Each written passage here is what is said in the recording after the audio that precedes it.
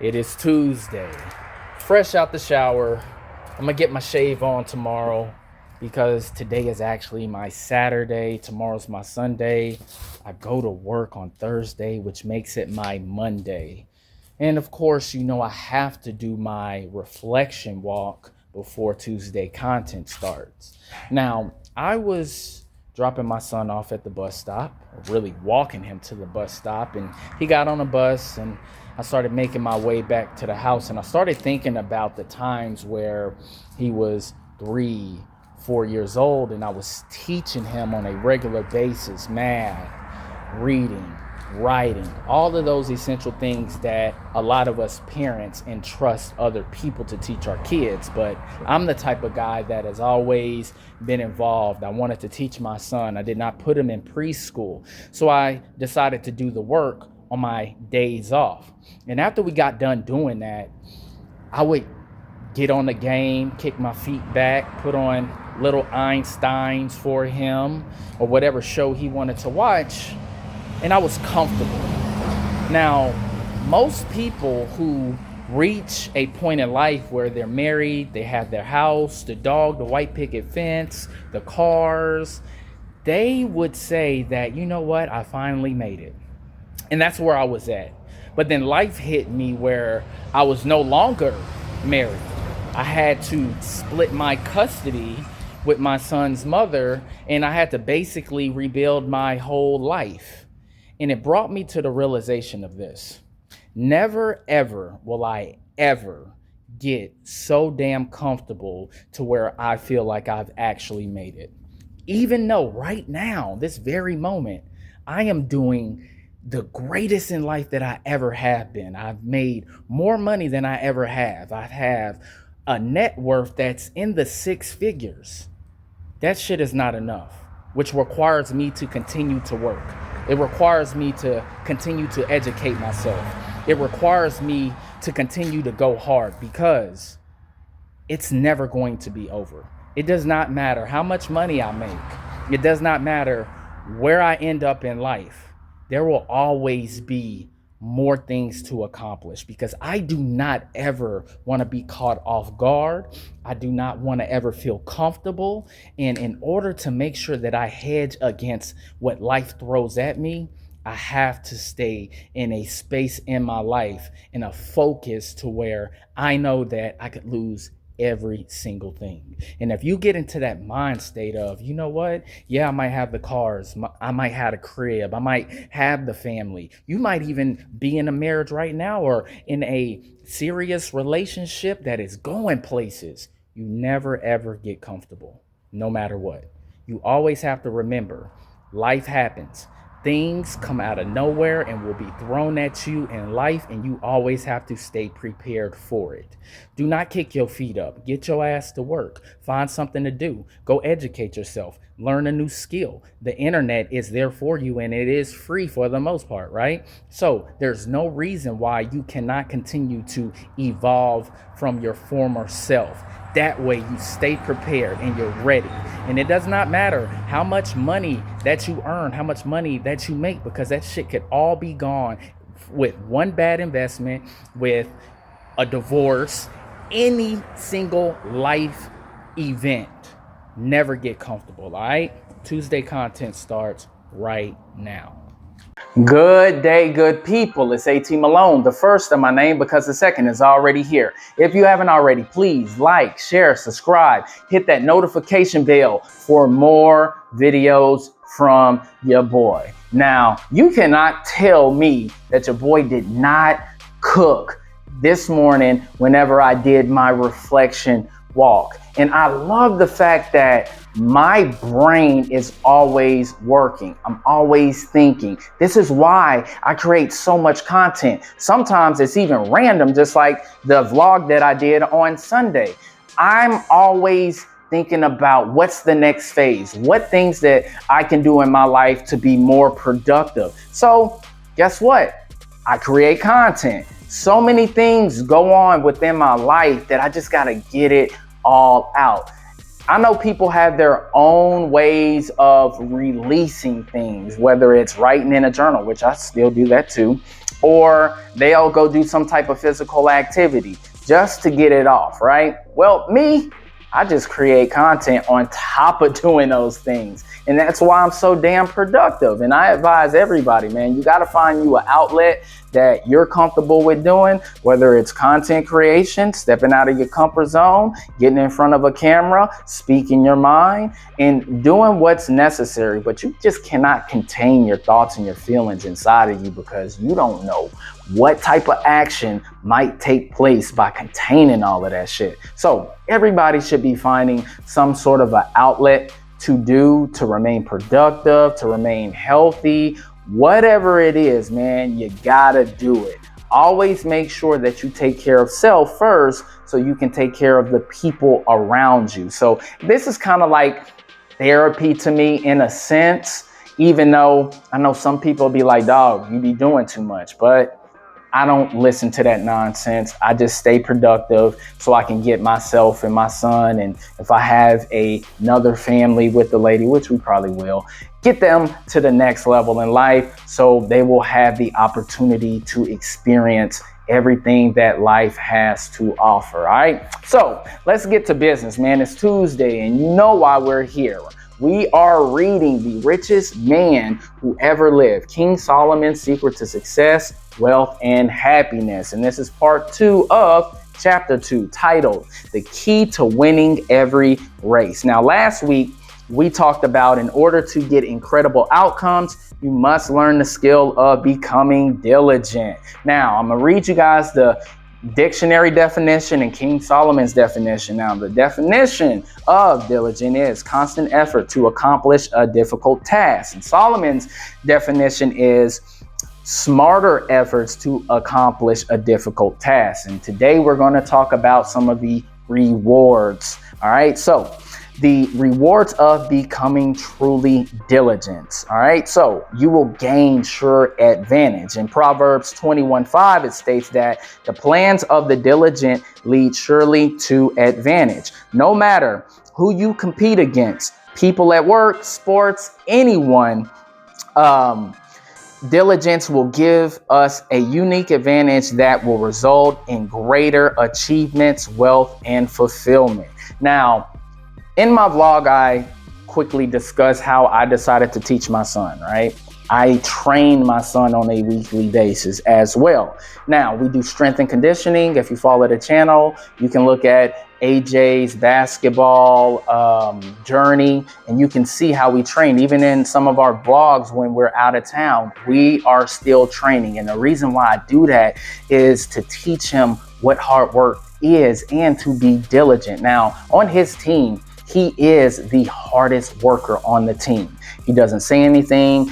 He doesn't complain. He just does whatever the coach asks. He doesn't even complain about doing suicides or laps. And we all know, everybody who's played basketball know them suicides is a motherfucker, right? But he doesn't complain about it because he has been conditioned to work hard. I train the shit out of him. I push him and he remains diligent. And the results are he's a starting player on his team, and he's continuing to get better and better as the weeks, months, and years go on.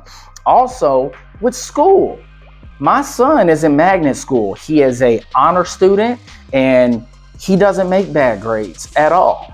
Why? Because these are the things that I have been teaching him from day one. It was my responsibility. I took it upon myself to teach him. That way he can continue to grow and progress as a student. All right. So the second thing is, or is that the third? It's the second thing.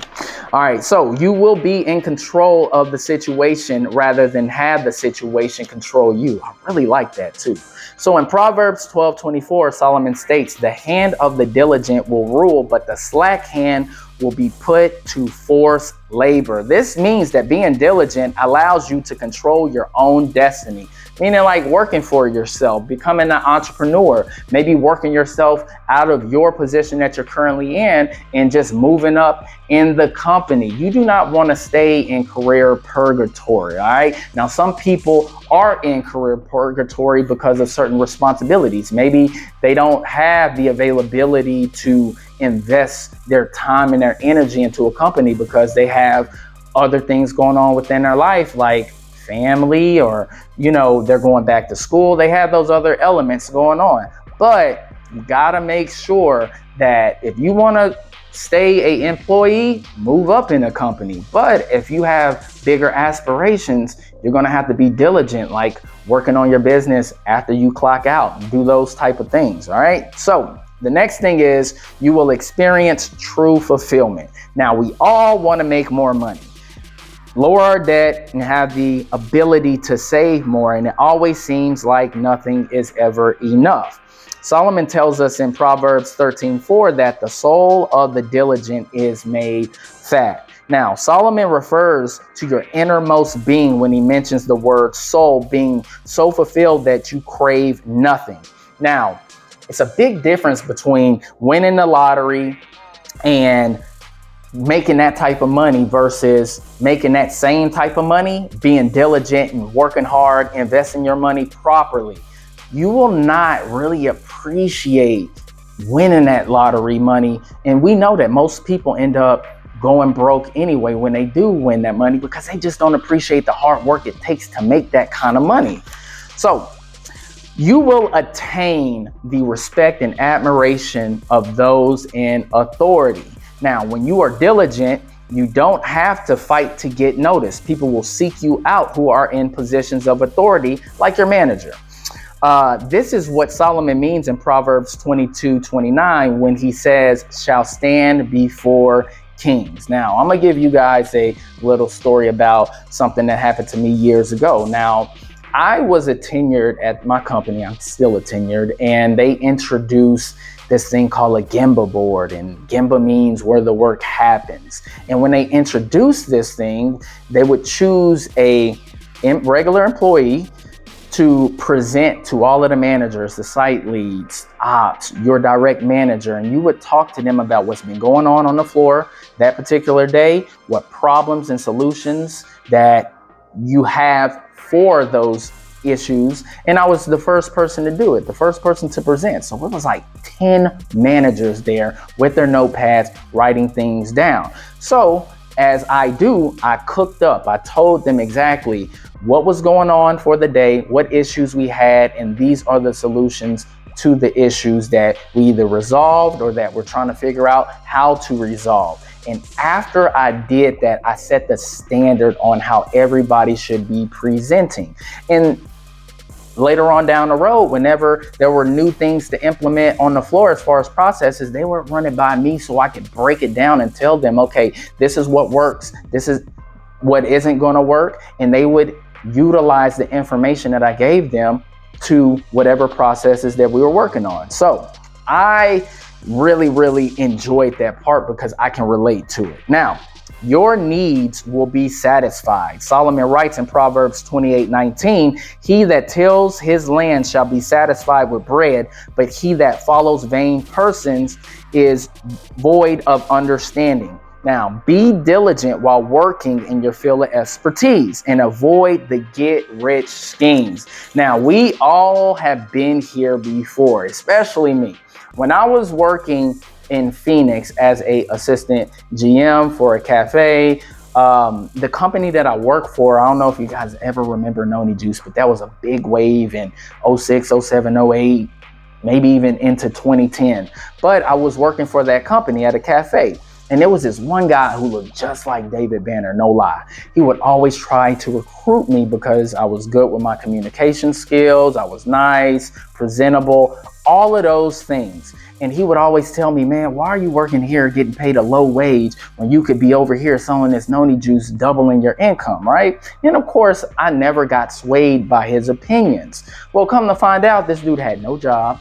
He was a stay-at-home dad. His wife was making all of the money. So she was not only working a 9-to-5, but she was peddling the damn Noni Juice as well. So I was making more money than this dude. And this dude is trying to sit here and tell me that I need to quit my 9-to-5 job where I get a paycheck every single week to go peddle some shit that he couldn't even do himself because he was like on the bottom tier of the, multi-level marketing thing, right? So you guys have to be careful of that.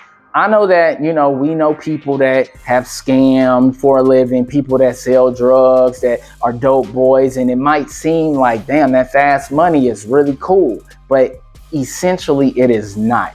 You taking penitentiary chances, you're gambling your life because you got people that's gonna hate on you. There's certain things that go on in that lifestyle that nobody should want to be a part of. It is always better to just work a 9 to 5. I would rather push carts at Walmart than to sit here and be scamming or selling drugs or doing any illegal activity. It's not worth it. And who wants to go to jail anyway? That's full of men. I don't want to be around a whole bunch of men. All right. So be mindful of that. All right. So the last thing is you will experience ever increasing success.